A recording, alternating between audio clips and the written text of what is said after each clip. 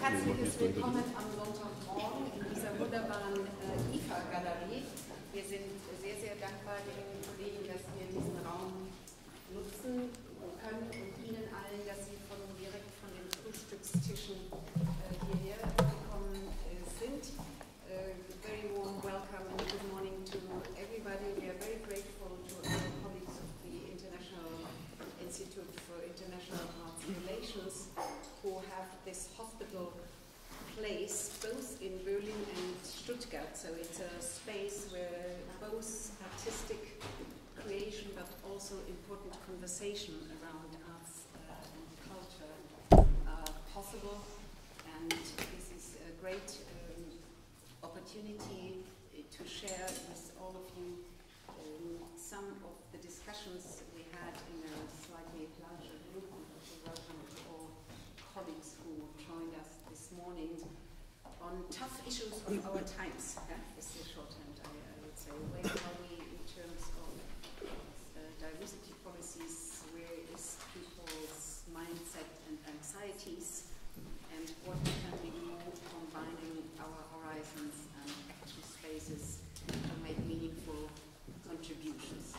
So dieses Gespräch, und wir verdanken es Mike von Haan, der seit letztem Jahr als Richard Weizsäcker Fellow der Bosch Akademie hier in der Stadt und im größeren Turf Europa ist er ein kleiner Kontinent, wo er auch sehr viele Punkte verbinden können ist. Wir haben gesagt, das ist ein wichtiger Moment, wenn man ansieht, in welcher Verfassung Europa im Moment ist und welche Fragen uns weltweit auch umtreiben. Hier im Sinne einer Energie und Mut für die Zukunft hier ein Gespräch zu führen mit Kollegen. Wir hatten die letzten 2 Tage die Möglichkeit, etwas vertiefter hier einige Fragen zu beraten. Insofern herzlich willkommen und Ohren auf and over to you. Great. Thank you very much, Christine. So what we're going to be doing now that you're putting your phones off is have a kind of facilitated conversation around the theme of cultural diversity. Is it a social strength or is it an existential threat? And maybe just by way of introduction, today, as you would know from the invitation that you would have received, is the World Day for Cultural Diversity for Dialogue and Development. In 2001, UNESCO adopted the Declaration on Cultural Diversity. And amongst other things, it reaffirmed culture, and I'll describe what it says, as a set of distinctive spiritual, material, intellectual and emotional features of a society or a social group, and it encompasses, in addition to art and literature, lifestyles, ways of living together, value systems, traditions and beliefs. The Declaration also affirms that respect for cultural diversity, tolerance, dialogue and cooperation and climate of mutual trust and understanding are among the best guarantees of international peace and security. But it also notes that culture is at the heart of contemporary debates about identity and social cohesion, and this was done in 2001, and this is probably even more relevant now, which I suppose brings us to today's theme, cultural diversity, a social strength or an existential threat. The sub-theme is beyond the European echo chamber in dialogue with the global south. I've been, as Christine might have mentioned, in Europe for a few months, and I've been able to attend a number of debates or panel discussions, either as a participant or just in the audience. And there's been, obviously, you would know, a lot of concern about the rise of populism in Europe over the last while.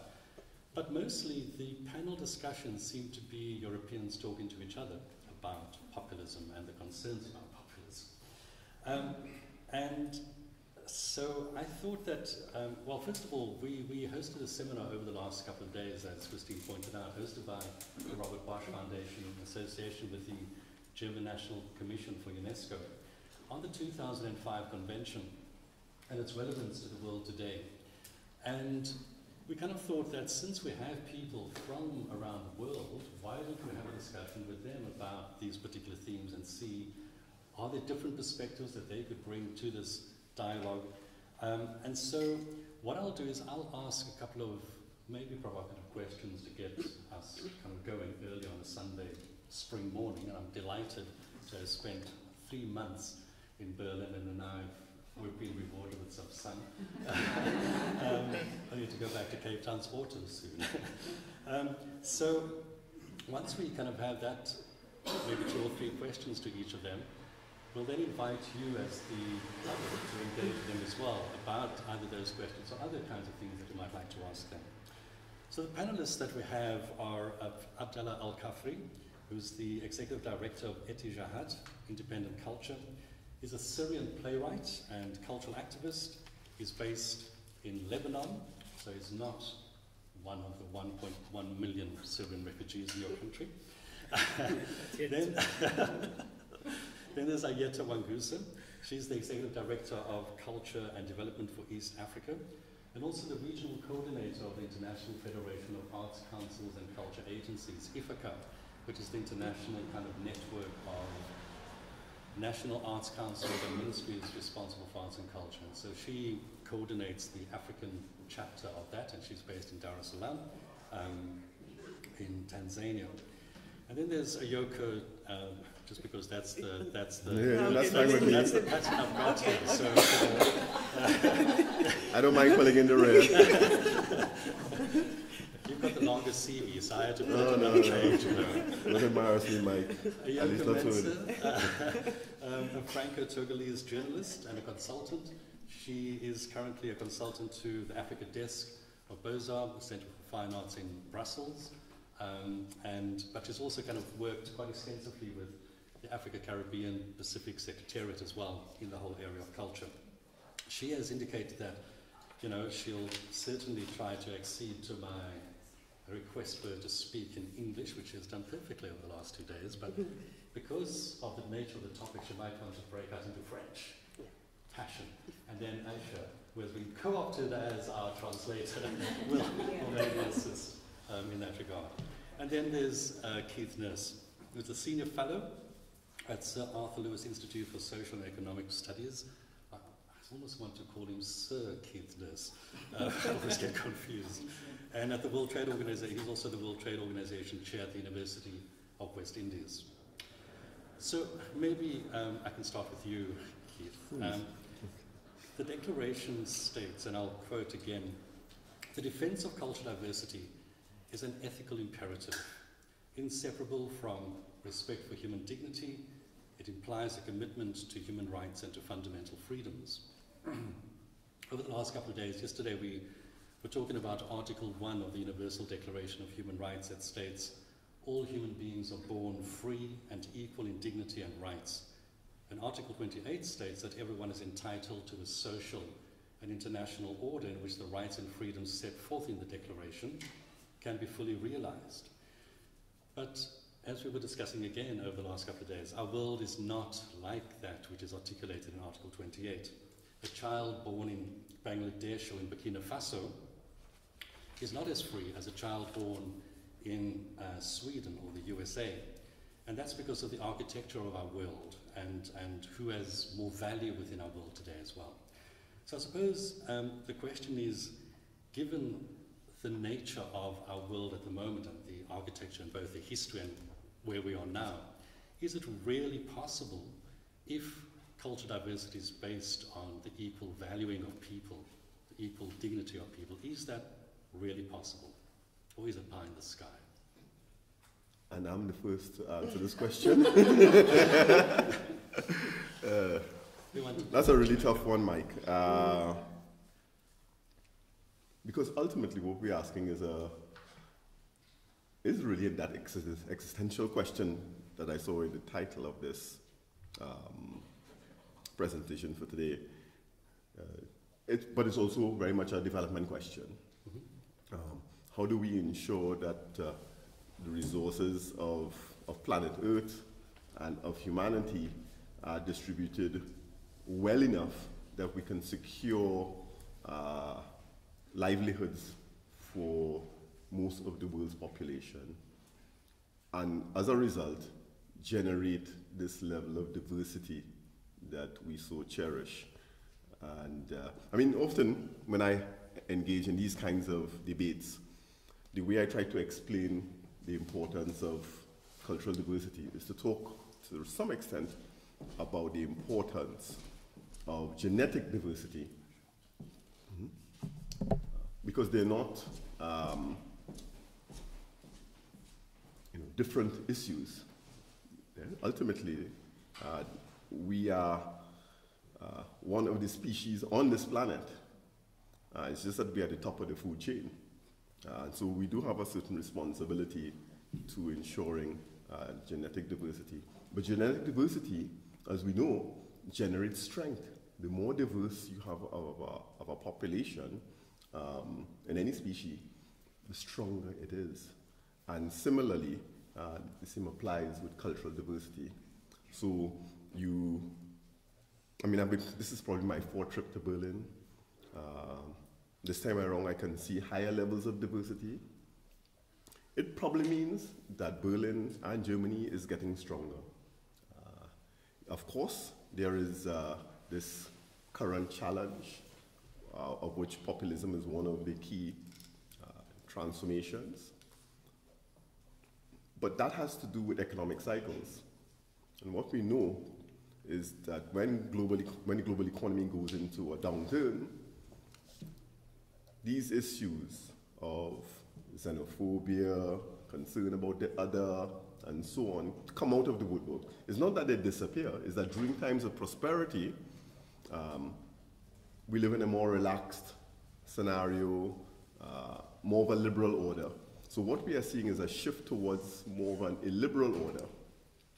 And that is based on the capacity of those who are so politically minded to able to attract people to that agenda, that side of the equation, where we are suggesting that it is better for all our national communities to exist more in silos.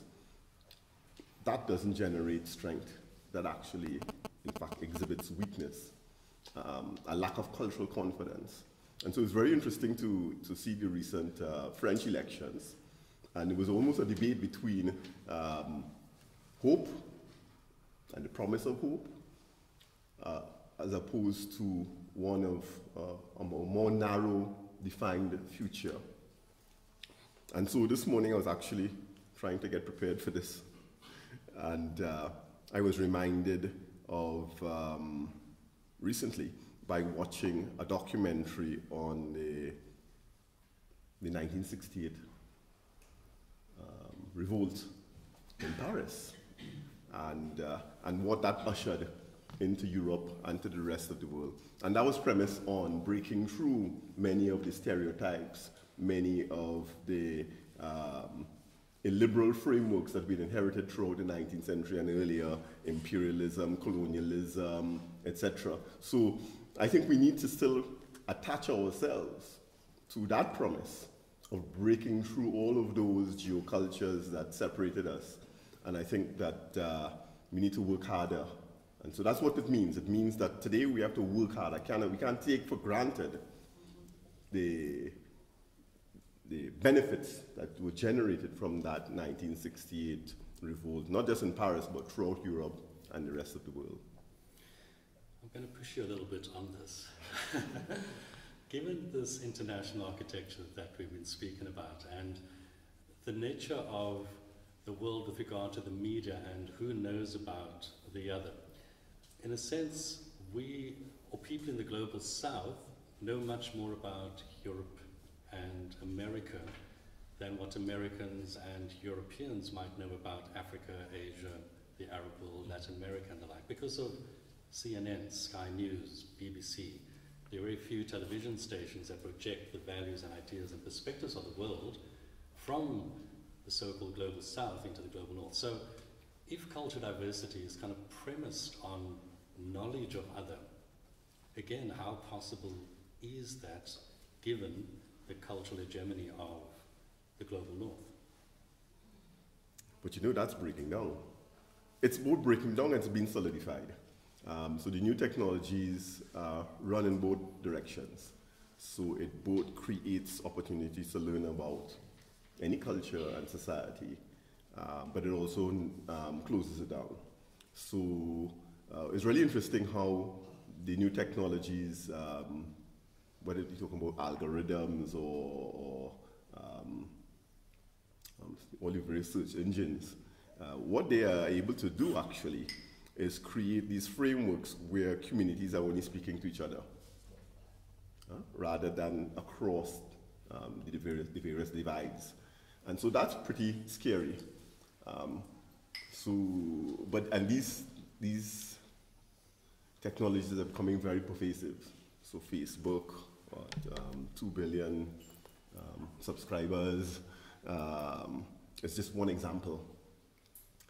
I think the key message though, and the mechanism by which we can utilize the UNESCO frameworks, the UN declarations and so on, is to remind the various communities that these are norm-defining frameworks. These are frameworks not written in stone. They're actually premised on a healthy debate among nations and communities to define what is universal. What is it about us as human beings that are important to be cherished? And in that regard, the current context, I think, provides a framework for, particularly for young people, to really explore in new ways what it means to be a member of a particular community. In that regard, it is incumbent though on Europe and let's call it the West from the good old days, to break out of its cultural hegemony.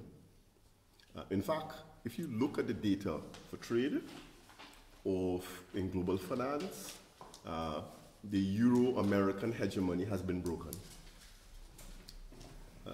I could give you statistics, but I don't know if you want to hear that on a good Sunday morning.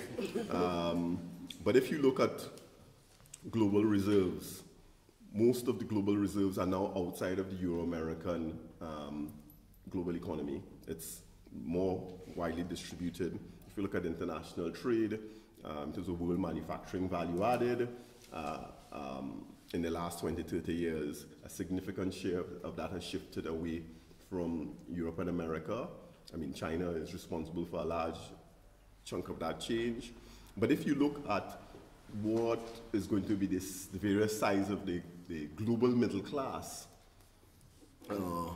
Europe and America, and along with Japan, accounted for, what, 60% of it up till 1980. By 2040, 2050, Europe is only going to account somewhere between 35 and 40% of the global middle class. Most of it is shifting to Asia, but it's rising in Africa, Latin America, the Middle East, and so on. So the European hegemony of the last 400 or 500 years is coming to an end. And I think it is generating a high level of concern. But what it actually means is that more parts of the world are becoming so-called developed. The standard of living is rising in other locations. There's increasing participation and of other communities to speak back, to write back, to have their voices heard. It's diversity, it's global diversity really coming to the fore. This is something to celebrate, not something to be running away from. And in many respects, when we talk about globalization, this is the real element of globalization, not a narrow framework talking only about trade or global media. So this is something that is not going to evaporate. We're going to have to learn to live with it. And similarly, like anywhere else, Europe has to learn to accept.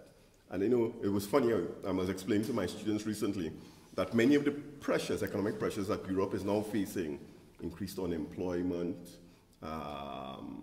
migration issues, debt, In the developing world, we've been dealing with this since the 1980s. Remember the third world debt crisis? Structural adjustment? Under the disciplines of the IMF, World Bank, the rest of us have been dealing with this for the last 30 years. You were playing catch up. Yeah. Deal with it. You know, so yeah, just because you are faced with these challenges, it doesn't mean that the world is coming to an end. It actually creates a huge opportunity for a new debate and for us to think creatively about new possibilities. So I know you want me to go first, Mike. I don't know if I've lived up to your expectations. It's not about me. It's about getting the kind of discussion going and to raise some of the issues that I think are important for us to debate later. So thank you very, very much for your contribution. And just in terms of the last thing that you said, I remember when the when the recession kind of took hold in Europe, one of the things that happened was that Portugal sent a delegation to Angola, one of their former colonies, to come and ask for a loan. Angola was one of the countries that, in terms of the IMF, they were one of the top 10 countries in terms of the growth of their GDP on an annual, year-by-year basis. The economy's kind of gone into decline now, but at the time it was kind of interesting. So let's maybe just continue that little bit of a Europe-Africa kind of discussion, Yoko. Something which I feel is not, is kind of quite, it sounds like a bit of a fantasy to talk about, but I wanted to ask you about whether it's first of all true or not, and then to maybe ask some questions about it. So apparently when Guinea asked for or demanded independence from France, the French were so irritated by it that they basically burnt down public buildings, killed the animals, destroyed research instruments and the like, to send a message to the other French African colonies that if you do this, this is what's going to happen. But the first president of Togo, your country of origin, basically came to a different agreement with them and said, look, we recognize what we've got, let's work out some kind of deal to basically pay. And since then, there's kind of been this French colonial tax where former French colonies are still paying a colonial tax to France, which just sounds so bizarre. So the first question is it true that there's, and what I'm also asking is because one of the, a leader of the opposition party in South Africa recently, a white woman South African, got into a huge kind of tweet storm when she said that colonialism wasn't all bad. And it caused like 2 weeks of incredible debate around the country, and she was critiqued, by the vast majority of people were saying, what was good about colonialism? And here we have a situation where, in fact, France is quite happily extracting a payment from its former colonies because, hey, not all of colonialism was bad, sort of thing. So I suppose the question is, first of all, what does that mean materially for those countries that have to pay that tax? And what kind of impact does it have on its ability to create jobs and keep Africans within Africa, so that Africans are kind of leaving the continent as well, to go to France, to come to Europe, to seek their fortune there, as it were. Mm-hmm. Thank you, Mike. Well, what you're talking about, is really the situation of neocolonialism, in Africa, in the French-speaking African countries, but not only in the French-speaking African countries. There's this economic taxes, but there's also the financial, system with the franc CFA, which is linked really to the euro now, and before it was linked to the French franc. So it's really a system of, of dependence, very, very, very close, and it is really kind of very good symbol of still the domination, of the former colonial power, that is still very, very powerful in Africa. But just to come back, on this concept of cultural diversity, what I just would like to say is that I think it's a very political concept. And it has to be really linked, you know, to the current situation of our world. Our world is really an unbalanced, world where there's a very unbalanced, how do you say, maybe I'm going to switch in French, if you don't mind, you know, in this Cultural Diversity Day. It's a way to resist to the, you know, we'll speak English and French in Germany. Yes, exactly. Yeah. No, but for me, you know, really at a certain level, it's really easier to express myself in French. So thank you very much for accepting this. Thank you, Aïcha, for translating me. Ce que je voulais dire, c'est effectivement que ce concept de diversité culturelle, me semble, doit être articulé vraiment politiquement à la situation globale et que the concept of cultural diversity is to be situated in a global and political framework. Et qu'on ne peut pas le séparer de la situation économique, notamment, que connaît le monde. Donc, il est difficile de penser, j'allais dire, une certaine égalité dans le champ culturel quand on l'articule effectivement à la tel déséquilibre qu'il y a dans notre monde. Okay, you can't, the concept of cultural diversity, you can't really dissociate with the economic state of things, and so regarding the idea of the notion of equality has to be included or in a way analyzed in a way, and it's like going hand in hand, and it's not an isolated thing, cultural diversity, it's embedded in a context of economics and politics.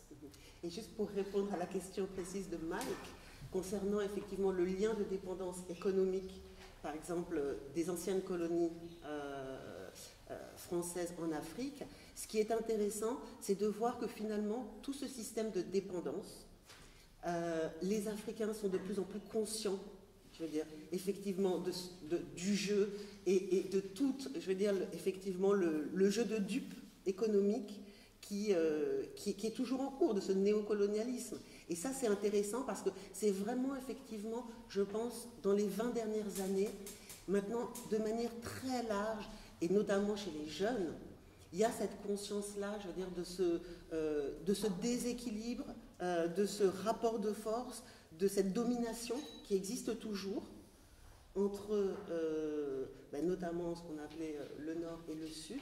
Et c'est ce qui, aujourd'hui, ne passe plus, j'allais dire, auprès de la société civile africaine.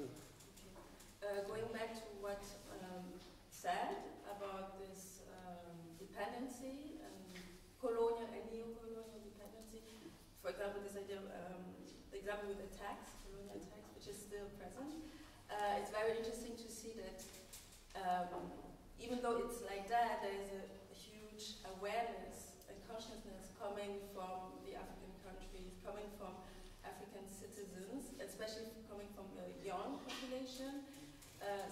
For the last 20 years, there's been, as I said, awareness of this, and so I'm trying to summarize.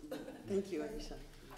Okay, so I was going to ask also, you know, whenever traveling in West Africa, you often have access to French TV, and the way in which the world is seen is through that. So a lot of Africans basically watch French TV. I suppose, you know, in terms of what Keith was saying earlier about the West having to learn from the Global South and so on, is that really possible in terms of what do you think France is learning from Africa at the moment? Very few. Very few. No, almost nothing, you know, because France doesn't want to change.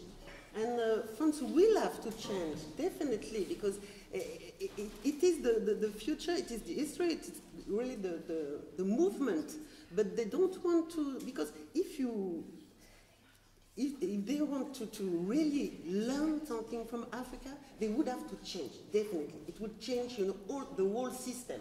And they will have to recognize, you know, the contribution of African countries, you know, to the construction of the country, to the history, to even, you know, the independence, you know, during the Second World War, and the fight and everything.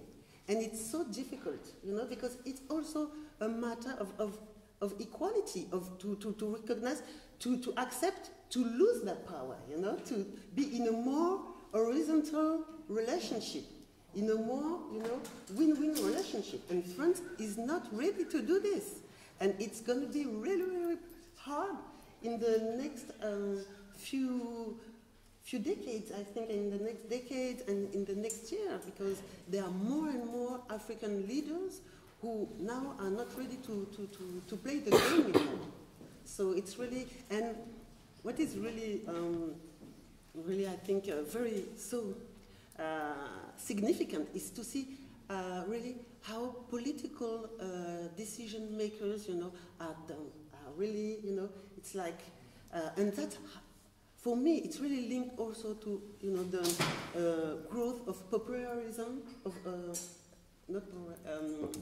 yes, populism, thank you, of populism in European countries. It's because there is really this disconnection between, you know, the political decision makers, you know, at a high level, and the people.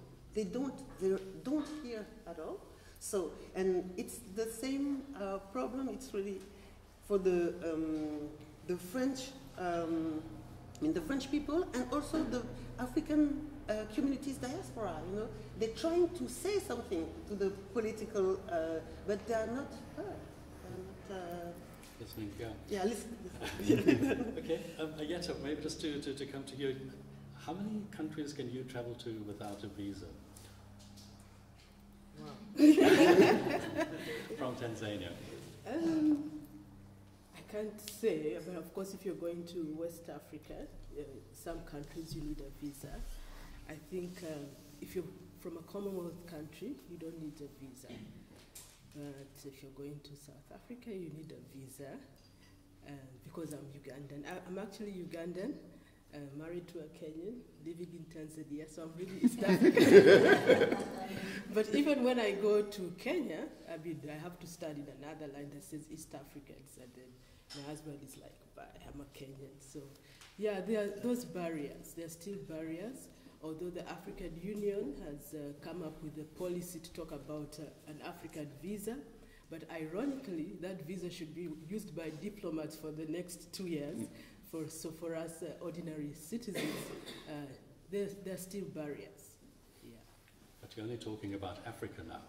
I'm Yes. talking about globally. Oh, I was actually looking. I mean, I was looking at this actually on the global passport. for that one, there's no country I can go to outside Africa where I don't need a visa. I need a visa, and sometimes you have to justify. You have to take your bank statements to show that you can live in that country, even if Mike is inviting me, for a meeting here, and is going to pay for everything. It's quite humiliating. So it's really very few countries that you can go to without a visa. Not even the UK, that is our colonial master. Yeah. It's interesting because I was looking at the Global Passport Index this morning before preparing for this, and Tanzanians, I think, can go to about 64 countries without a visa. The best passport to have is a German passport. At the moment, I think it's 159 countries you can go to without a visa. Singapore also, 159 countries without a visa. So that's nearly 3 times more countries that holders of German visas, of passports, can go to than, say, an average American, because Tanzania is still relatively good compared to other African countries. And I think the point I'm trying to raise again, it comes back to the first question I was asking of Keith, that notion of dignity, all aboard equal in dignity and so on. When, and you just indicated that in your response, the humiliation of having to apply for a visa and the questions one is asked, and even once you have a visa and you come to a passport control place, how you are basically interrogated at that point of entry. And I know this from my own experience as well. And in fact, there was one of the steering committee members of Arterial Network, which is a Pan-African body, representing the creative sector, he was invited by an organization in the UK to come in. He's a visual artist, he's from the Congo. We'll exhibit your work, they said, and we'll pay for everything. And they gave him the letter that basically indicated that. He applied for a visa, and they asked him for all the usual questions, such as, 3 months of bank statements and all those other kinds of things. And then they, without asking him for an interview, declined his visa. In a letter that they wrote back to him, said, we do not think that you are going to return to the Congo after you visit the UK, so therefore your visa is declined. And essentially how it made him feel was, as a complete liar, that with his dignity was completely undermined. The year they were using a standard for him as an artist that wouldn't apply similarly to a United Kingdom artist. I mean, how many artists who work freelance kind of have bank accounts that show regular income? He couldn't show regular income. And they said, you don't have a family that you're going back to, therefore we think you're basically going to become a burden to us. So this notion of equality and dignity, and these things are kind of quite important, because these are even intellectual folk, they are artistic folk, they are, and if they experience these kinds of things, quite often we respond to how people act violently in terms of physical violence, without necessarily understanding the violence which is done to people emotionally and to their dignity, and how that gets manifested and expressed in physical ways. And so I think the point that we're trying to raise at this particular time in terms of understanding cultural diversity, if we are saying we need to affirm cultural diversity and those kind of things, there are so many underlying factors that impact on that simply to do it at a superficial level, we need to be aware of those kinds of things, I suppose. So I was just going to also ask, you're a published writer. Books from America and Europe, do you read those? Yes, I do, because I can access them in English. Yeah? And where are your books read? Where are your books distributed? In East Africa, but also in Britain and America, because there is a distributor called ABC that does that to universities. Yeah, but it's still a challenge because the way the education system is, there is a gatekeeper who selects what kinds of books go to the curriculum, and most of our readers are usually within schools, not reading socially. So you find that still, when it comes to most citizens reading books, and I'm speaking about Uganda, because in Tanzania that's another situation, because the national language is Kiswahili, so most reading will be in Kiswahili. So there is still that control of, the books that come in and are mostly read is from the West, and not necessarily those from. So it's so ironic, the difference between, for example, a performing artist and a writer in East Africa is that when you write and you're thinking about a market, the market is in the West. It's not really in Africa. But there are initiatives within Africa that are trying to change that. There is writivism, young writers that have come up and do workshops within major cities in Africa to try and grow, a readership within Africa. And also, traveling around, writers traveling around. Zukiswa Mwana, I think you know her. She does lots, when she publishes her books, she goes to major cities and does launches to try and build that readership. There are online magazines trying to change that, because we know that, it's a problem for us. But I suppose in terms of the 2005 convention, which is about promoting trade in creative goods and services, the fact that your books are kind of read abroad is a good thing. In the UK, in America, at least some of those who are reading the books there are having access to your perspectives and your stories as an African writer. I'm not Chimamanda. We all wish we could be Chimamanda. Chimamanda Adichie is a Nigerian writer. She's like been the flavor of the International Month for a while, and she's a very extensively read writer, so in that case, the market is not that big. I would prefer to have an African market, translation happening within the continent, have distribution, but we find that even the distribution network within Africa is a problem. Publishing houses, cannot connect with others. African Book Network collapsed at some point, so there is a challenge. And now the young, publishers that are coming up are trying to find new ways of distribution or new ways of co-publishing or republishing. If a book is published in South Africa, it's then republished in Uganda for a Ugandan market. So there are small initiatives happening to broaden the market of a book, but it's still a challenge to find a wider readership. But also there's the issue of the reading culture. People watch more TV than they read books. So it is a challenge. Maybe I should start writing for TV. Maybe you should. We should get a television producer to make your book into a television series. We have actually talked about having a collaboration between the Caribbean and Tanzania. Yeah. Great. Abdallah, sorry. Do you want to ask me about my passport? 7 countries. Yeah, when do you hope to go to America again?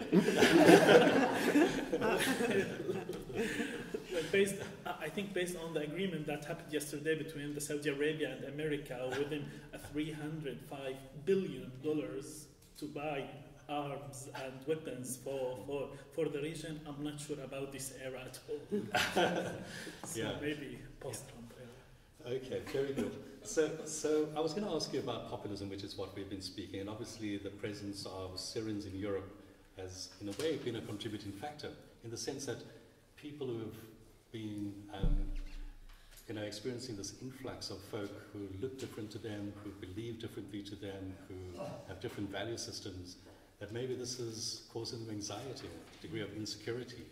Television shows this is where people who plant bombs come from. That's what they believe, and now we're suddenly going to have all of these folk in our particular country. So people then respond to this in the ways that we have seen over the last number of years. And yet I suppose a lot of progressive Europeans are seeing this rise of populism almost as if it's something which has happened just in its own right. Other people would see it as being a consequence of the invasion of Iraq, for example, and the consequent destabilization of the whole Arab region, which has led to this influx of people from that particular region. So I suppose the question is it possible, first of all, is that the case? Is it true that, that was one of the root causes? And if it is it possible to respond to populism without addressing what might be one of the root causes, which is, in a way, the complicity of global north countries in that which ultimately leads to people having to, whether it's French neocolonial system or support for dictatorships because of geopolitical interests in the global south or whatever. So, yeah.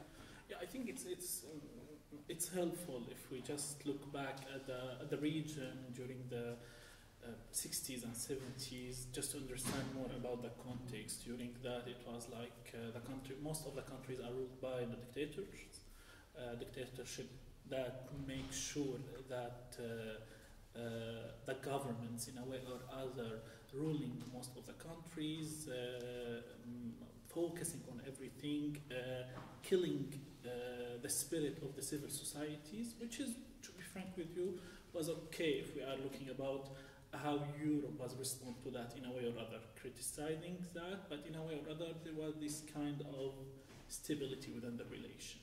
Taking in consideration that and linking that to the Cultural Diversity Day, unfortunately the region, this is why I'm saying the Arab region, actually not the Arab countries, because it's different diversities within the region. Different diversity suffering when it comes to the legislations, laws, the right of speaking, using their languages, their tradition, either by presenting that in a very folklorian way, let's say, or use it from the regimes to say that we are totally open, we are respect the diversity.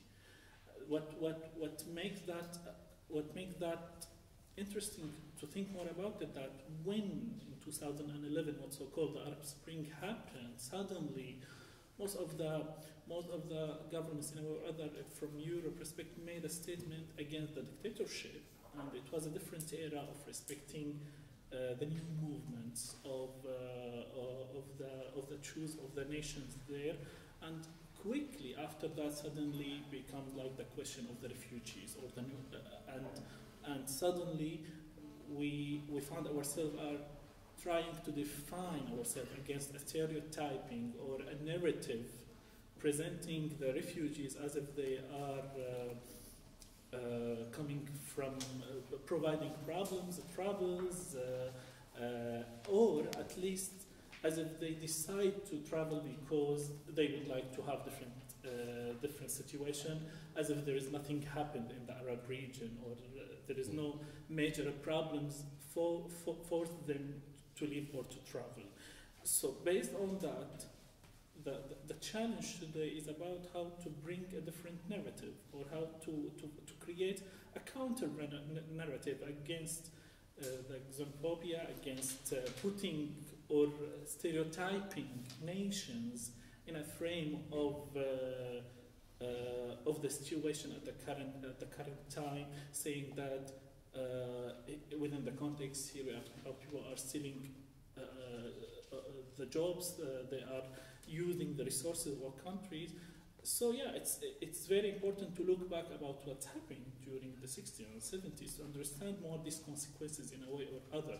I just mentioned the agreement that happened yesterday at the evening, which will cause definitely, will affect directly hundreds of thousands of people in the Arab region. And if we are talking about the Saudi Arabia, more than 30% of the population are living under the poverty nowadays.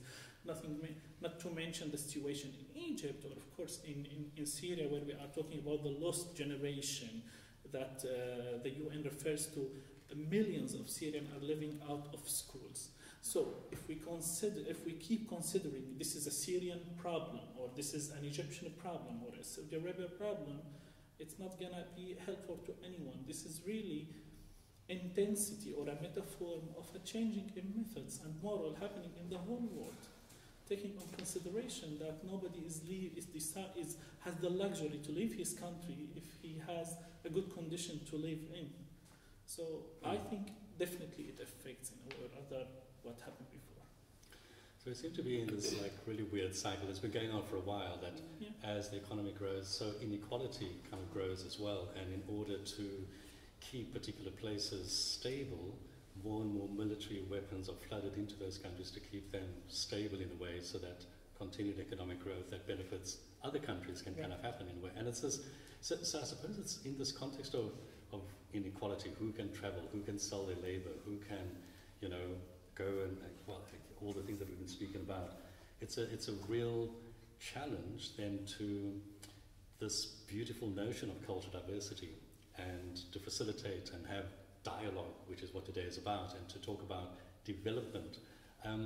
They really do sound like very difficult things to pursue in the context of a global architecture that is a little bit more challenging with regard to these things. But we've been speaking for about an hour or so, and rather than continue to have a conversation, I've got more questions to ask, but maybe just opening it up to you folk. Are there any comments you'd like to make, any questions you would like to ask? Feel free. Yeah. Thank you very much. Really fascinating conversation. As you may be able to tell from my accent, I'm a British citizen. So you can imagine where my question is going.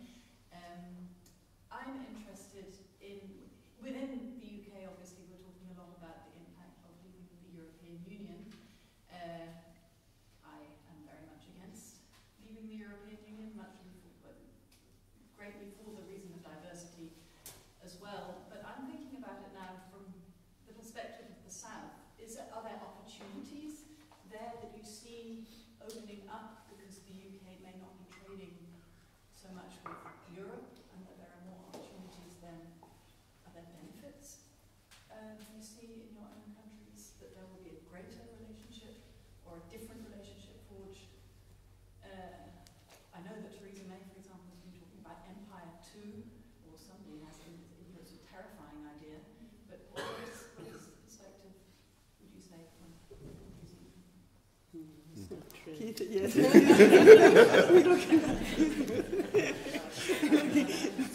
As a dual citizen. I'm actually a British citizen too. I was born in the UK. And my kids were born in Glasgow. So they were really terrified that the Scots were going to, separate, and they were gratified that they didn't. And then Brexit came along, and they're really concerned, and they're still very concerned that actually now Scotland may actually, actually return to the European Union. There have been studies that have been done in the last year or two looking at this issue of Brexit and what impact will it have on regions like the Caribbean. But what has happened in the last several decades is that the Caribbean's relationship with Britain is linked to its relationship with the European Union. And so, which has actually helped to broaden the discourse and create wider opportunities. So thinking of going back into, let's call it a British trading bloc, like in the good old colonial Commonwealth framework, is a smaller market. It's a less diverse set of frameworks. But what we've been able to ascertain from our assessments is that the cost of returning to a more narrow colonial British trading framework is going to be exorbitant in terms of just changing the laws, the regulations, learning the new systems, and so on. And so there's a huge bill to grapple with in the first instance. So we are not very optimistic about the benefits, if there are to be any, from Brexit. And there are going to be major losses. And principally because the British economy itself is going to go into further decline. And so I live in Barbados. 40% of the visitors to Barbados are from the UK, so it's the principal market. And Barbados enjoys a high-end market from the UK. To some extent, those people are insulated from the fact that the British pound has declined by 20–30%. But most of the goods that we have to offer come through our US trade connections. So it's really the relationship between the price of the British pound relative to the US dollar. So for British travelers coming to the Caribbean, the cost of coming to the Caribbean has increased quite significantly. And so we've already begun to see a decline or a drop-off in those in arrivals from the UK. Or when they come, they spend less. So it really is going to be a tough challenge for us. But it was interesting that soon after, the British accepted this Brexit scenario, they went to have discussions with India. And the response from India was very interesting. It was, well, actually, we are far more interested in using the UK as a gateway to Europe. We are not interested in returning to some old colonial framework. So the British, left India with their tails between their legs. And I suspect that's going to happen a lot. The British Empire has, the Britannia, Pax Britannica, has been exhausted in a certain way. And I think it's a new discussion and a new debate that's going to emerge in this new dispensation. Other questions, comments? Yeah. Thank you. That's nice to be here. I love it. A lot of what you say is pretty much coming to the open now, but I think a couple of years back, to say something like, from my part, that the problem of nationality or racism or race has turned to a term of passports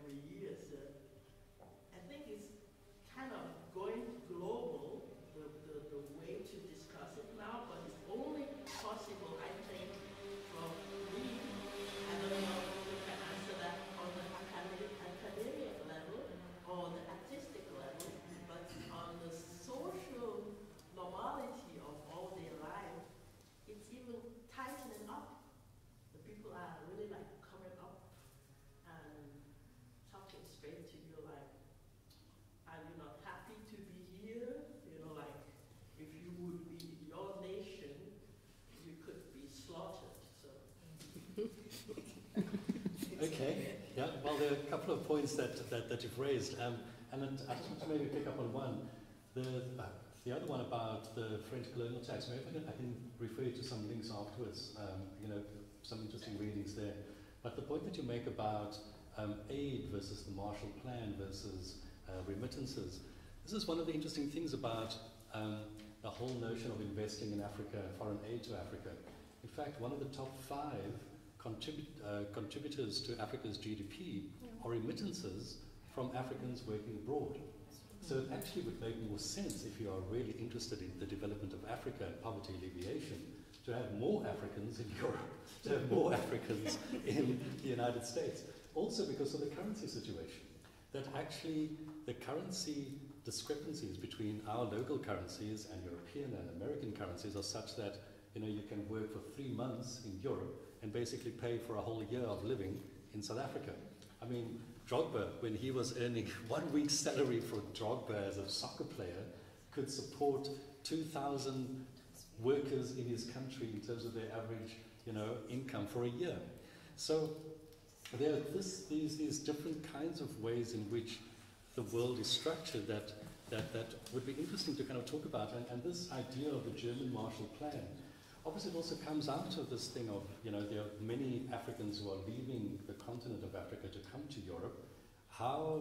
What we believe must now be done is invest in Africa so that Africans will have the quality of life there that will no longer mean that they will come to our continent. So I just wanted to know from you, Ayeta, how you feel about that. Is it a good thing? But there's also another question that I wanted to ask in relation to that, because Germany at the same time has an aging population, and there's a kind of demographic problem that's going to be realized in Germany in a few years' time in terms of there not being the workforce to be able to do the work that is required within Germany. So would it not make sense then for Germany to be creating universities and technikons in Africa, for example in Namibia, a former colony, training people there to eventually come and work in Europe, so that you have a kind of win-win situation both in terms of demographics for the workforce of Germany, but you also have people earning remittances and returning remittances to Namibia. So, your comments. Yeah, I think and it makes sense, especially within the context of the creative economy. We're saying there's no money from the government, there's no money from the private sector, but there is money, let's say in the diaspora, that is money that could be mobilized to invest in the creative sector and give people back home jobs. Why are people running away from their country? It's because of the poverty. There's no livelihood, there's political instability. And so they're not only running actually to Europe, they're also running to South Africa. So when you talk about investing in not just even universities, but also technical institutes to add value to the skills, then you create, a human resource that has skills that can, invest back home. And if anyone crosses over to Europe, then they are coming with the skills that would be relevant to, Europe, and not be seen as, a burden of people who are taking our resources that are beneficial to the economy. So it would be a win-win situation where you see, the human resource back home in Africa is utilizing, their skills on the continent and adding value to the economy there. And then those who are relevant to the European. But that's the way the situation is now, is that the education system is creating citizens that don't have the skills to grow the economy. So just a few are employed, and the rest you have to find your means. So that's where you see loads of trucks going to South Africa, and then we see the xenophobia here. Last night I was watching TV, people are drowning, and they don't realize that when they come over, they're not even going to get a better life than what they've left back. Just a handful of stories that bring back the money to build the cities back home. So I think there's need for a conversation around education, and I think the Sustainable Development Goals provides that framework. If you look at Goal 4 on education, it's talking about building the skills of the citizens, and I think UNESCO is also supporting that process, especially in Tanzania, what skills are required in order to get employable citizens who are not necessarily in the formal system, because most of these are the ones who end up on the boats to go to Europe. So I think both, governments in Africa and Europe should sit down and talk about what needs to be done, because it's about resources, it's about the scarcity. So how can we make this a mutual agreement? We can have a discussion about Africa at some other point, because, to what extent are our own governments kind of responsible for a lot of the situation that we find ourselves in, the lack of investment in education, the lack of, the use of the resources that our continent has generated over the last while for human and social development. It's kind of created huge gaps between a very politically connected elite and ordinary folks. So, rather than only blaming Europe or old colonial powers, we need to be looking much more at ourselves as well, which makes me also, because you've mentioned South Africa, my home country, and I want to bring it back to the topic that we were discussing, cultural diversity, social strength or existential threat. Now, if you're African from another part of our continent, anyway in South Africa, it could be an existential threat for you, because, your life could be in danger. Yeah. And in Europe, there's this concern about populism, as we say, but in South Africa, there's a populism as well. So populism is not unique to Europe. Populism itself is not what the issue is, it's the content of that populism. And it's not peculiar to a right wing or a left wing, it can have content depending on the context. So I suppose the question is, take what happened in Rwanda, for example, with the genocide there, Hutus, and Tutsis, and so that now Rwanda's kind of made a decision that you don't call yourself either, you are Rwandese. So the notion of cultural diversity in terms of being respected, and we must respect each other's value systems, others' languages, and so on, sometimes it could be an existential threat, in which case, how do we respond to those? And on our continent, I'll give you a chance to maybe respond. Thank you, Mike. Yes, I just wanted to add something, because I think what you point out is really important. And as you said, populism is not only from, expanding in the north or in the south. But what is really interesting is for me, there's really a parallel between, the growth of populism in the north and the growth of religious radicalization in the south. For me, it's quite the same phenomena.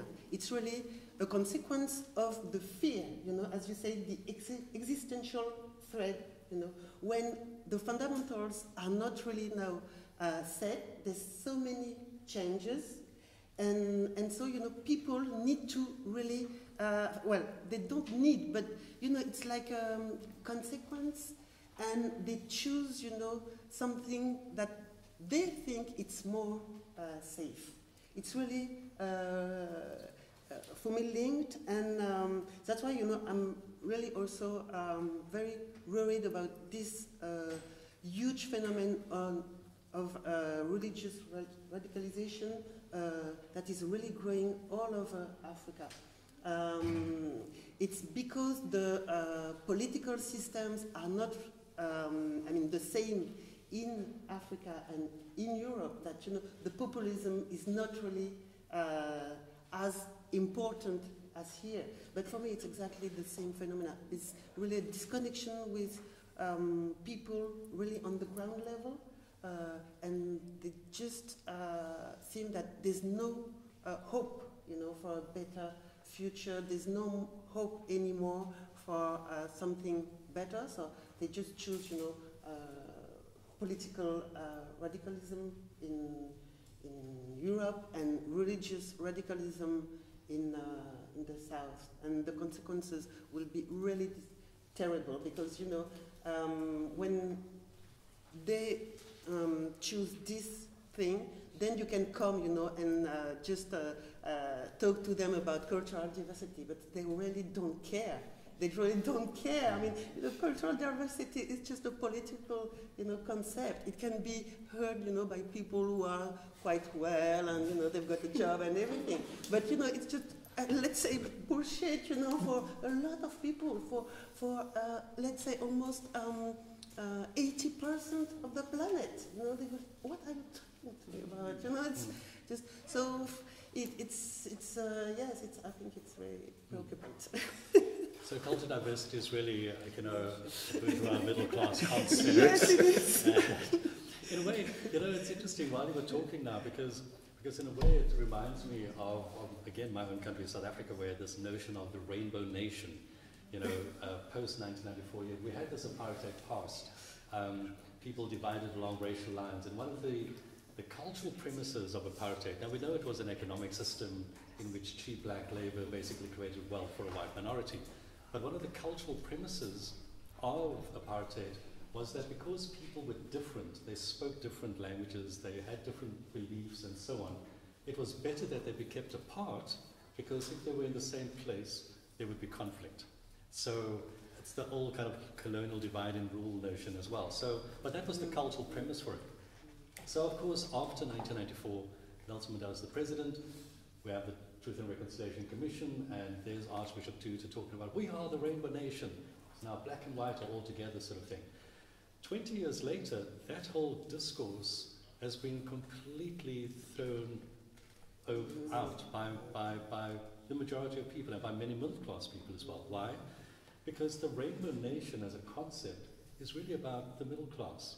It's about people who have resources, people who have education, people who can go to restaurants together, people who can go to the same middle-class schools. Whereas for the overwhelming vast majority of primarily black folk, they are still going to the old, they're still living in the townships, they are still going to the old schools from which they were never going to get a great education that would make them competitive within the market, etc. So in the same way as cultural diversity might be something which, you know, middle-class folk can understand and relate to, and we can all sit on the same platforms together sort of thing. But really for the overwhelming majority of people who live below the poverty line, for them it's like, let's escape to religion. But the one point I wanted to make about religious fanaticism in Africa, for example, is that it's not limited to Islamic radicalism. It's actually fundamentalist Christian radicalism which prevails across the continent as well.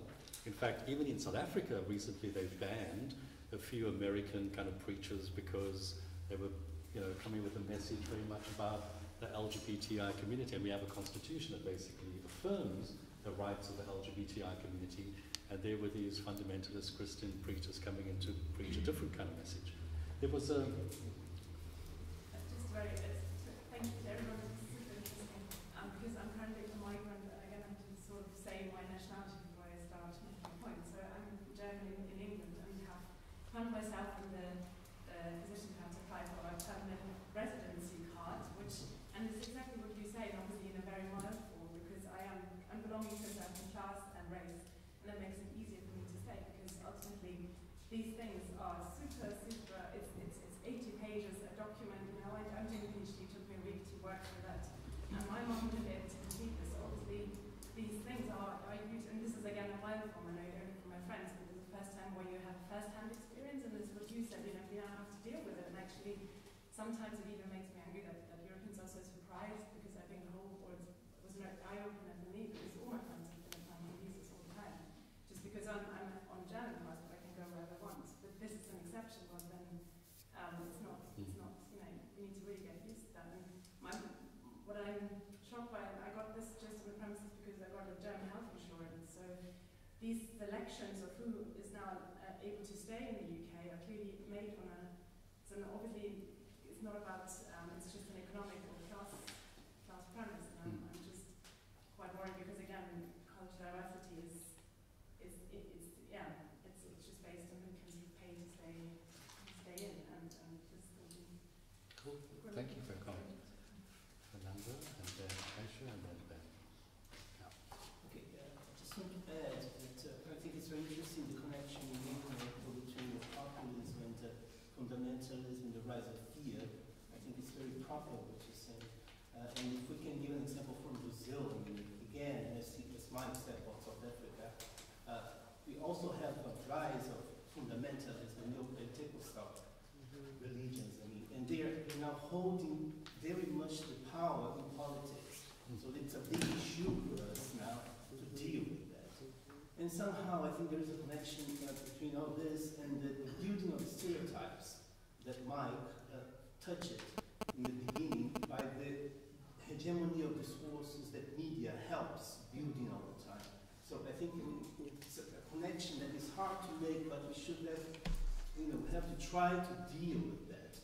It brings me to what you said, Abdullah, by having to define yourselves against all stereotypes.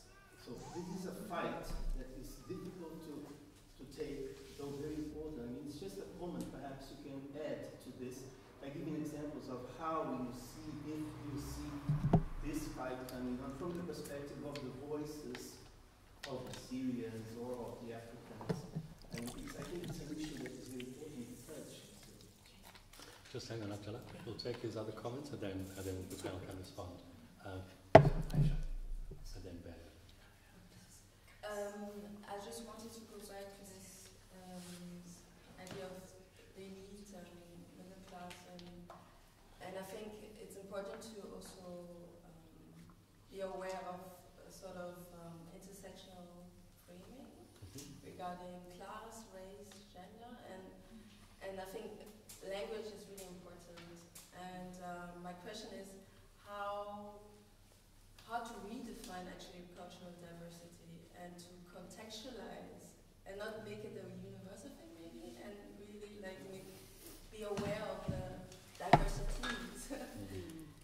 So it's more accessible maybe to other populations, or maybe appealing, or that's, yeah. Cool.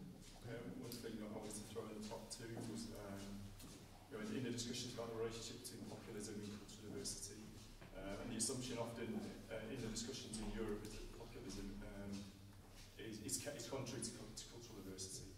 And thinking about bringing perspective from say Latin America and the responses that there were to the fallout from structural adjustment over the 80s and 90s, and the emergence of populism in the late 1990s and early 2000s, which resulted in the so-called plurinational constitutions in Bolivia, the populism of Evo Morales, or the populism that we saw in Ecuador or in Venezuela, where you get some quite radical experiments in expression of cultural diversity.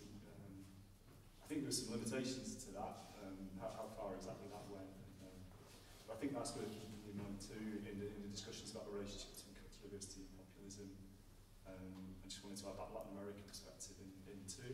And also just thinking more widely, under what conditions might in a European context, might populism be an opportunity in the sense that it was in Latin America? We always seem to talk about populism as being something contrary to cultural diversity, but whether there is some, we're talking about the different narratives and opportunities, and whether in a European context there might be other stories that we can tell. Cool. Yeah, somehow I'm German, but working for more than 40 years in Latin America in education. So for me, cultural diversity is not only a political concept, but it is very much a strive for, and when we talked about Bolivia, or we heard about Bolivia now, how much this country has changed by the politics of recognizing the fight from the people by trying to defend what could be a future for their culture. It is not only looking backwards, but it is really trying to make a new relationship. Like Neville Alexander, when he came from South Africa here, when he talked about cultural diversity, it was never thought like something that is one tribe and the other tribe and the other tribe. No, he always talked of a river where the sedimentation is making a movement, a soft movement, so there will be a different contact. And just from Colombia, when the fight for peace in Colombia, it was so much supported by indigenous organizations. And I think it is very interesting that at this moment, in the concept there, it's called territory.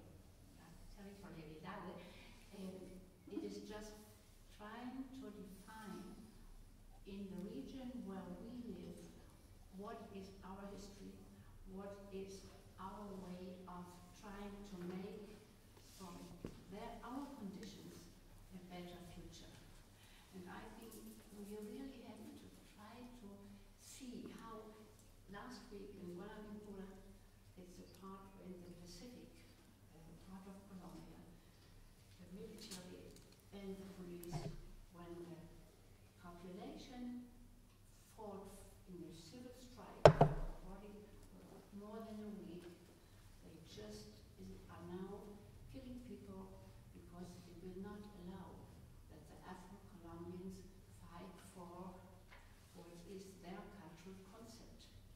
So I think it is very important to see that this is not only a political concept, but it could be really a way of people getting along, showing that when the big industry, the big companies now are getting to Colombia, for example, because there are peace, there will be much more great production of monoculture things.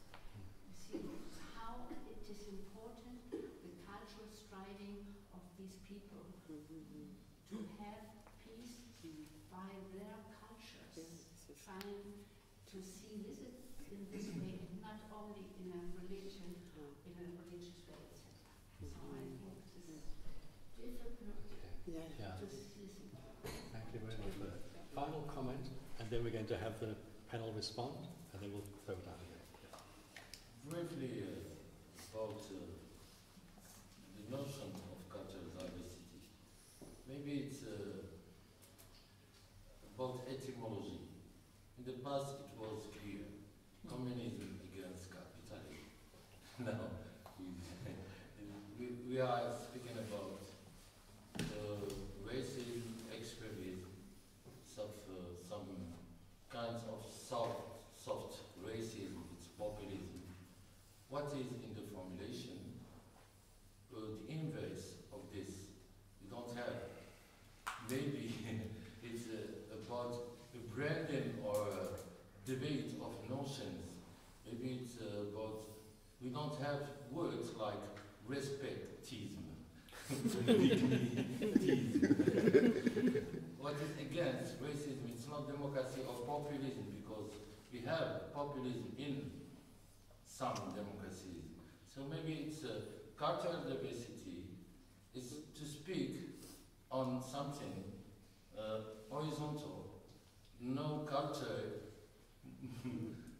better than other, which is racism. So we can put cultural diversity in front of populism, racism, and speak on it, because we don't have words to say the inverse of extremism, radicalism. Okay, very good point about vocabulary and how the use of words come to determine a lot of how we think. And when we give something a name, it's a lot more important than when it doesn't kind of have a name in a way. So maybe some responses from the panel to any of the comments or questions that you might have heard. Well, Check on Aisha's question, and I think it touched on others, about cultural diversity. And I would give an example of Tanzania. Before colonization, I think there were around 156, we call them tribes, other people call them nations. And the president, the founder of the nation, asked the question, how am I going to reach all these people to create a nation? And so he promoted Kiswahili as the national language, so that out of this whole diversity, there could be some form of commonality. So what happens in Tanzania is the promotion of a national language, which is Kiswahili. But then when you talk about diversity, let's say in terms of the performing arts and other riches and all that, that happens. But when it comes to communication, media practice and all that, Kiswahili is promoted.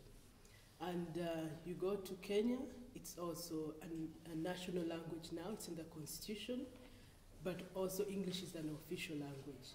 And recently, the East African community passed a law that made Kiswahili an official language within the parliament. And there are also strategies to make it a national language within the 5 East African countries, and Rwanda has also made it an official language. So the idea of diversity exists. People know that my first identities, I come maybe from Amamugisu, and then I'm a Ugandan, but then I'm also an East African, and then how do I speak to the Tanzanian? There's something that binds us. So I think something that we value a lot about Nyerere is he was able to unify at least Tanzania up to now, although Uganda at first rejected Kiswahili because it was a language of oppression during the time of Idi Amin. But now, because it's also now a language of trade, that situation is changing. So to me, I wanted to also bring in the idea of commonality, cultural commonality in the midst of diversity, and using an African language and not a colonial language to bring us together. Yeah.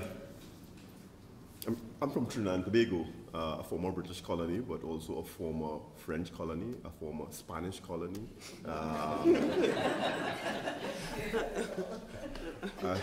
I mean, where I grew up, on the street I grew up, my neighbor to my left was a couple who was of African descent and Chinese. Across the road, Indian descent. Next to me was people from Venezuela, and on the right, and behind us was a couple from the UK. I grew up thinking that the world was diverse. Because if you come from the Americas, we have been battling with this notion of cultural diversity in a significant and meaningful way for 500 years. And so we see ourselves as the first arbiters, beneficiaries of modern day or contemporary globalization. Now, the more recent notions about globalization were premised or had a concern about cultural homogenization. It's very interesting because I don't think anyone is talking about that now. We are far more concerned about the opposite happening, a process of almost fragmentation. So whether you're in France or Spain, you have all these cultural separatist movements taking place. But it's also, communities searching for retaining their identities. And from nation states that have been very hegemonic in terms of smashing through local cultures, local languages, and so on. So this is a process that's taking place in multiple locations. I mean, I was really happy that Ben raised the issue that populism is not unidirectional. It's well, I think what you were making is it's the content of it. It can be utilized in a developmental way. It could also be used in a very negative way. But I think one of the key challenges, though, is that, and it's embodied in the title for this morning's session, the notion of this echo chamber. People are not listening. And the other thing is that there's a historical amnesia. So in 2 days' time, I go to a German university to speak about global migration. And in fact, my title is Global Migration and Sustainable Development Goals, Why Diasporas Matter. So I was doing my homework about Germany. Most people don't know that the biggest immigrant group in the United States are Germans. Huh? Where's the next biggest destination for Germans abroad? Anybody knows? United States. United States? Brazil. Huh? Okay. And that's since the 19th century. There were more people, migration was at a higher level in the 19th century than in the 20th century. So, because the borders were more porous, plus there was movement for colonial reasons. Indians moving to the Americas, Africans being brought into the New World, forced migration, it may be. So there is a real historical amnesia. So we're always working from a notion of the present, not recognizing, for example, how did Germany benefit in a significant way from having a large chunk of its population migrate to the Americas. The dividends, the economic dividends were huge, not only for Germany. 45% of the Norwegian population migrated in the 19th century. Close to 30% of the British population, or I think 29% of the Italian population. And now Europeans are saying, well, we don't want you to migrate to our countries. Well, you know what? You can't have your cake and eat it too.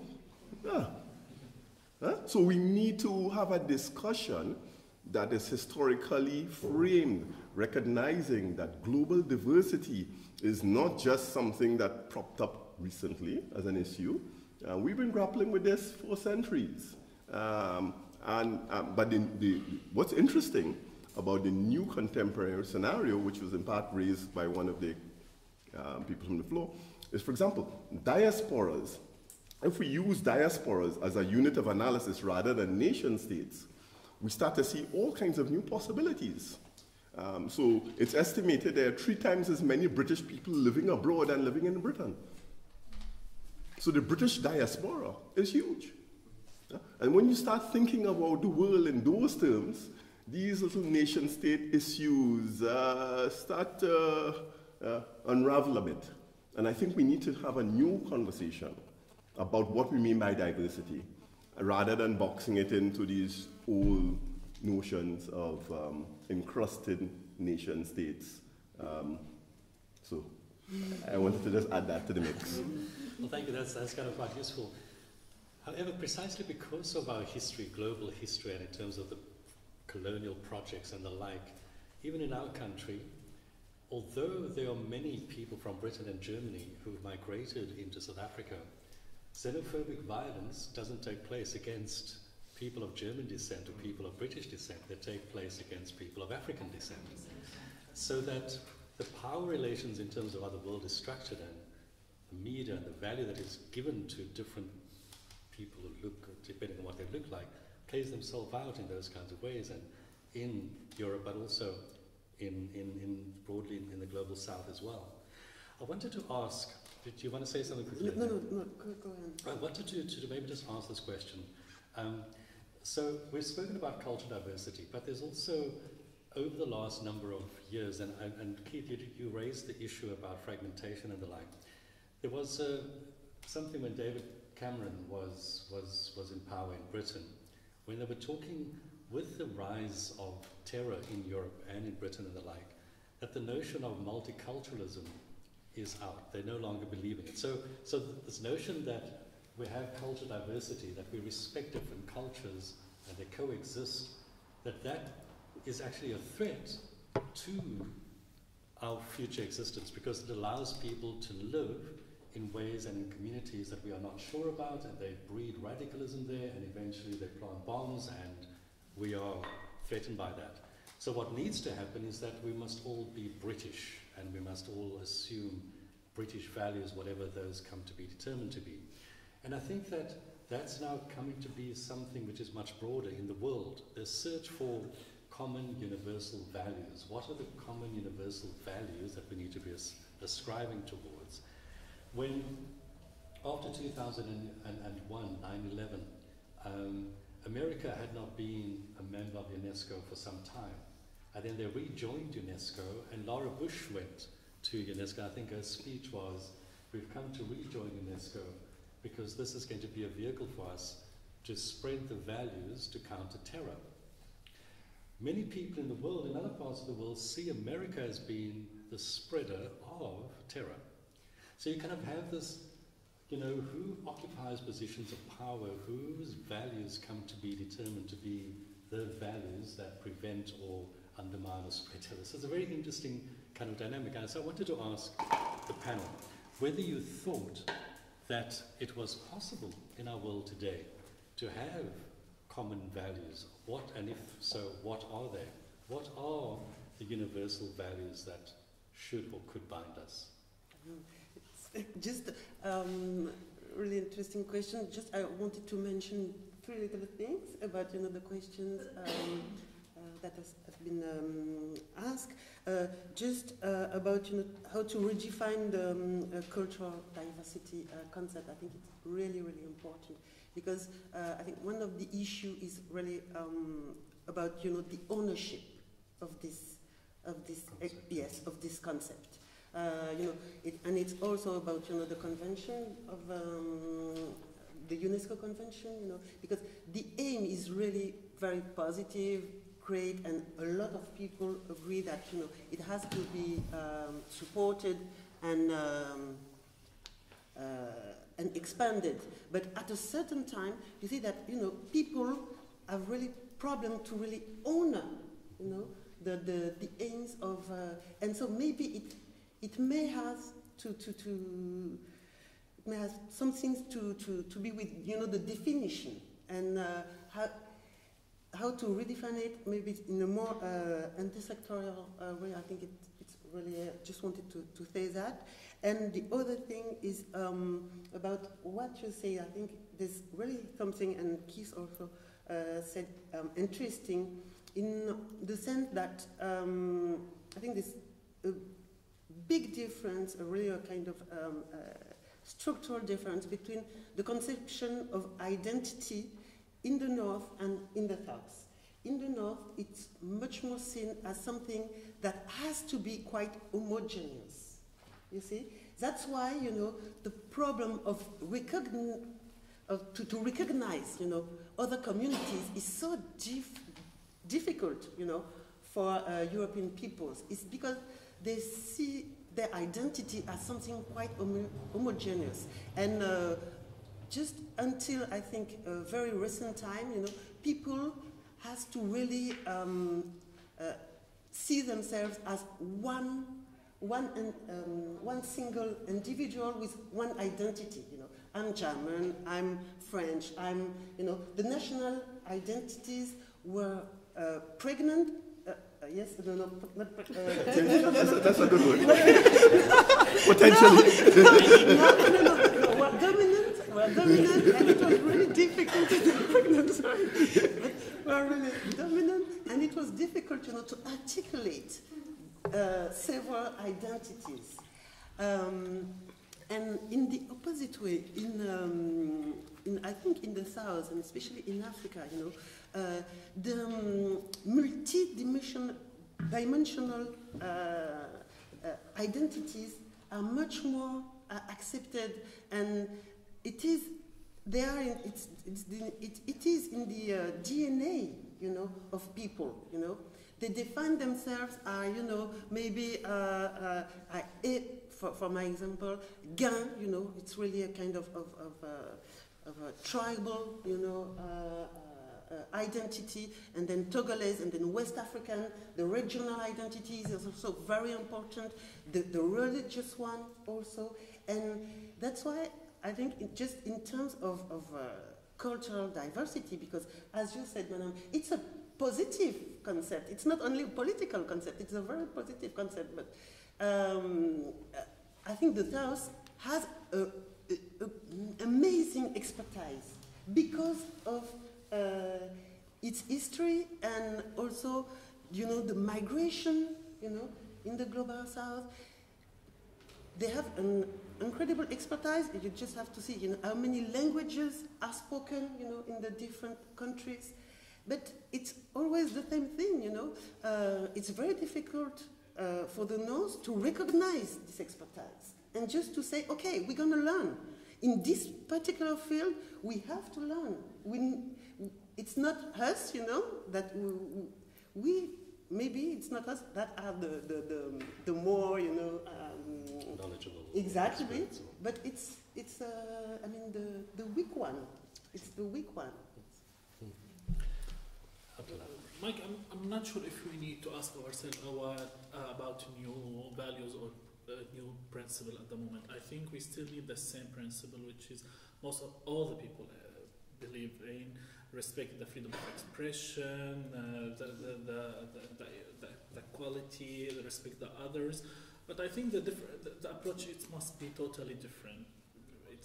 We have, in a way or other, to realize that we are facing a very drastic change when it comes to the change in this world. It's not about South or North. It's totally about the failure of different ideologies, the failure of different eras, the total changes, the geopolitical changes, drastic changes on all these levels. So the way of responding to that, it might be it must be different in a way or other.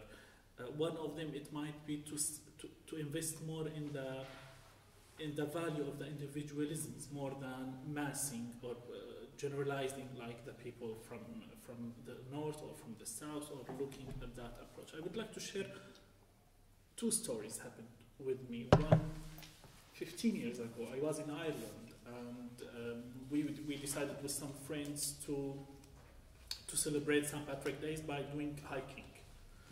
And then suddenly we spent it was a very lovely Sunday, a beautiful Sunday, and after walking for 7 hours, 2 policemen came and said, okay, please, your passports. We show our passport. They said, where's the Schengen visa? I said, I don't need a Schengen visa. this is like the UK visa. I said, no, this is like the European part. It's not like the UK part. So we passed the border without recognizing them. And then I was completely out of that, and my colleagues' friends start to find a solution. And then the second policeman said, where are you from? I said, from Syria. I said, okay, he's a French colonial, that's fine. So he doesn't need a... And he started, literally, and he started laughing and telling me, Yalla, enjoy your day and come back to us, but from the other side. It was amazing. And last year, I was heading to France, to Boston, sorry. And at the airport, because I was traveling via Paris,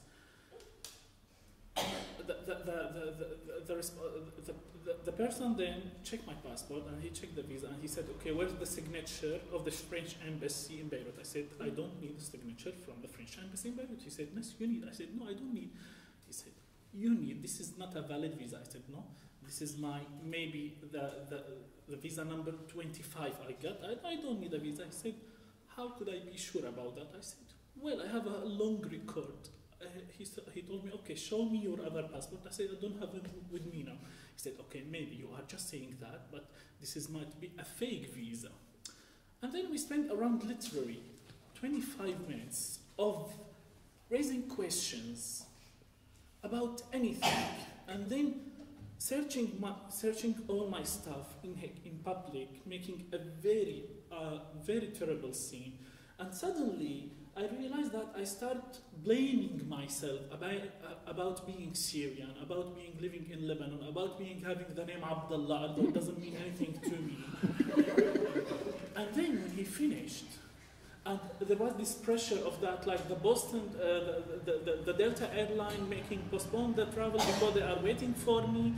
It was very, very, very annoying situation. And then when he finished, he told me in Arabic, Ma salama. So he's originally from the region, and he's working there, and he put me in this position of investigating in a way or other. So I went to the plane, and I was so angry. I decided to write something, and suddenly when I was opening my laptop, I said, okay, the keyboard has Arabic letters, so maybe the person next to me, he will get terrified, because I read on the news that yesterday, the British Airways, there was a woman get arrested because she was reading a book in Arabic, and someone get terrified of her. She made this statement about it. So this is the world we live in. But at the same time, this is a very good opportunity to see, okay, here we are talking about borders, languages, different nationalities, stories, individuals, to create something against that in a way or other. Investing in this situation, it could be a possibility. One of the problems, if I would like to make it very clear to the Syrian situation, that most of the investment was about everything unless culture. We spent years trying to convince supporters, donors, that investment in culture, it would be one of the solutions in responding to the Syrian situation. Because simply, the relieving, which is extremely important, but it's about the current moment, and that's it. Nothing about the future. So after 7 years of ongoing catastrophe, you need to raise the question about tomorrow and after tomorrow, just to help people moving from being war victims to again active people in a way or other.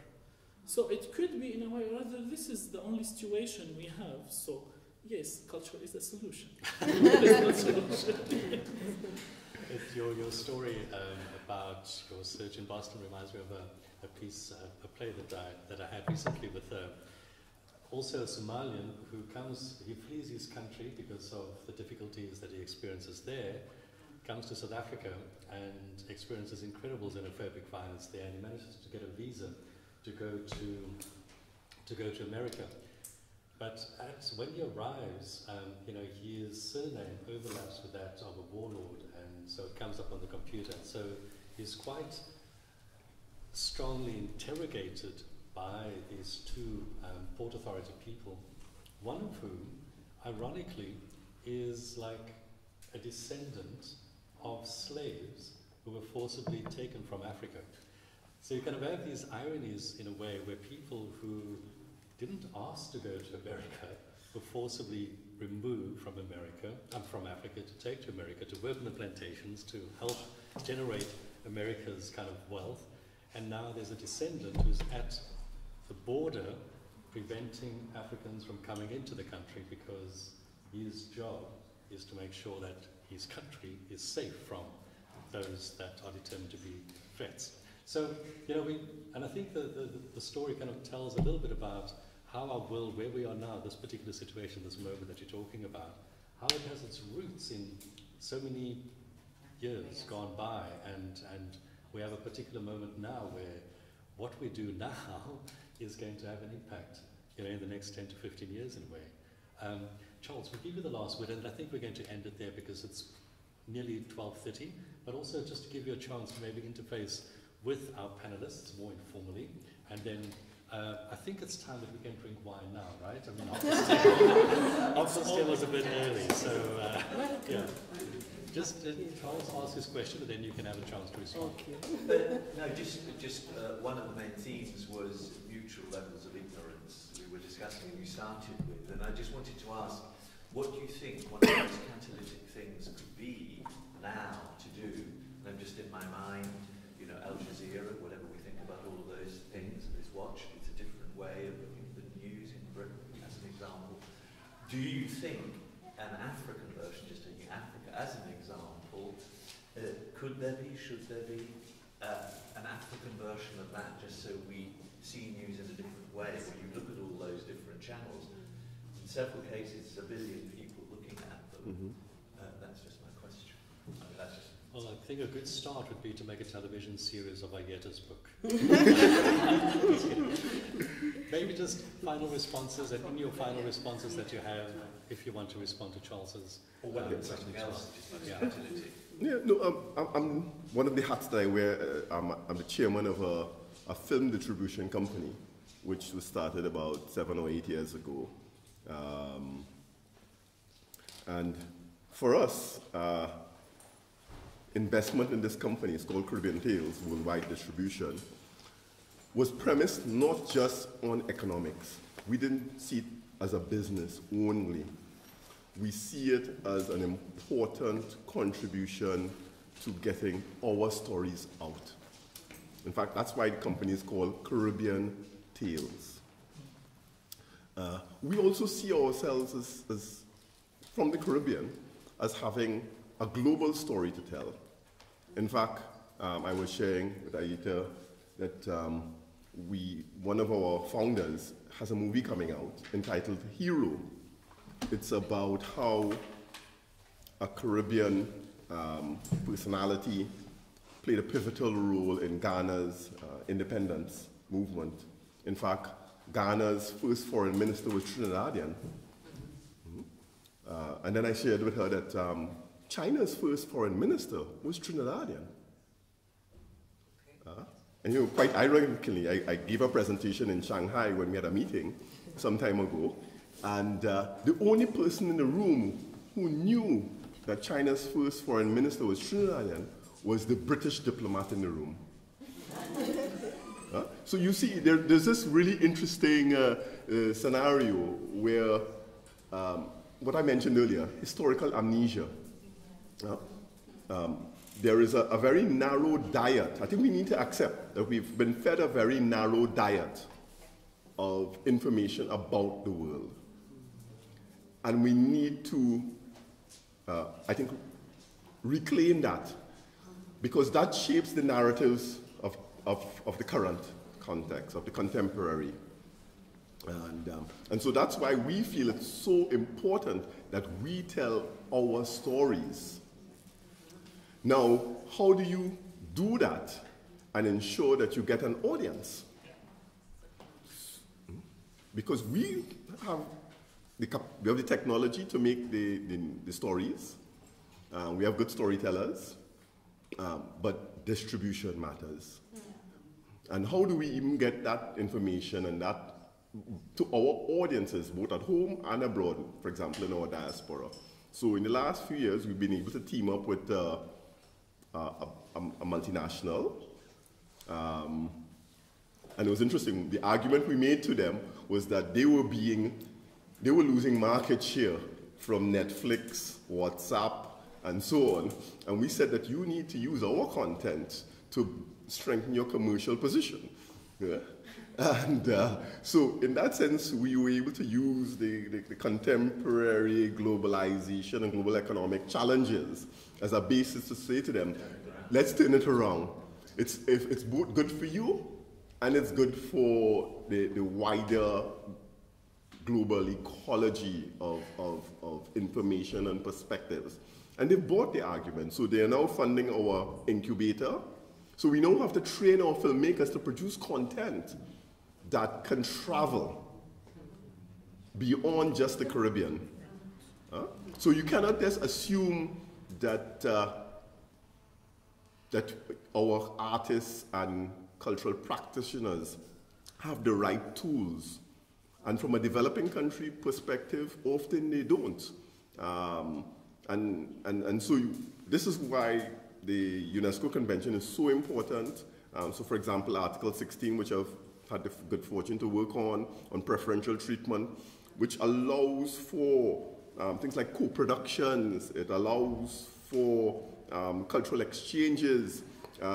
We need to exploit these opportunities embodied in these conventions to raise the game so that cultural practitioners and cultural entrepreneurs from the South can have their stories more widely distributed to global audiences. And that's how we begin the process, I think, of unpacking some of these challenges that we're referring to. And I think, in the North, a lot of responsibility for this transformation needs to be taken on board, but also in the South.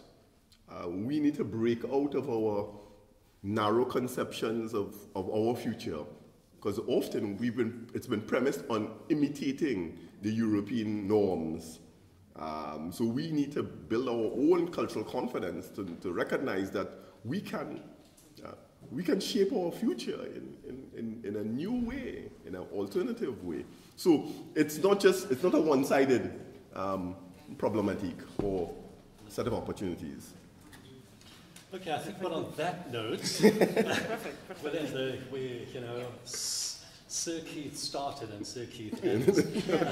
But I think the point that he makes about the 2005 Convention on the Protection and Promotion of the Diversity of Cultural Expressions, of which we have the secretary right here, and she was with us over the last couple of days. And those of you who don't know this convention, there are little booklets on the table over there. Do go and help yourself and see this convention, because really it's a convention that tries to do exactly what Keith was talking about, which is to promote much fairer trade in creative goods and services. And it came out of the whole WTO era when they were negotiating these free trade agreements, and people were saying from particular countries in particular, we simply allowed the market to prevail with regard to creative goods and services in the same way as it might be the case with toothpaste and t-shirts and cars. The difference between creative goods and services and those products are that embedded within creative goods are ideas, are value systems, are ways of seeing the world. And we simply allowed the market to prevail, they will all begin to see the world in the way that Hollywood might see the world, or in the way that movies from France or wherever might influence us to see the world. So what needs to happen is we need to invest in the creative industries of the global south. We need to provide preferential access to global north markets for those goods so that people have access to a wider range of stories, a wider range of perspectives and the like. And again, over the last couple of days, we've been discussing what a great convention it is in terms of what it aims to do, but reflecting on the major challenges that we face within the world in terms of inequality and the like, in terms of implementing that particular and pursuing that particular convention. So thank you very much for being here this morning. Thank you very much for our participants in the panel.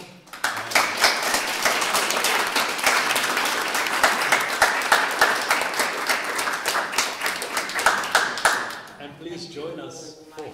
Yeah, thank you. And let's have many more conversations, because we need every day to be a World Day of Cultural Diversity. There we go.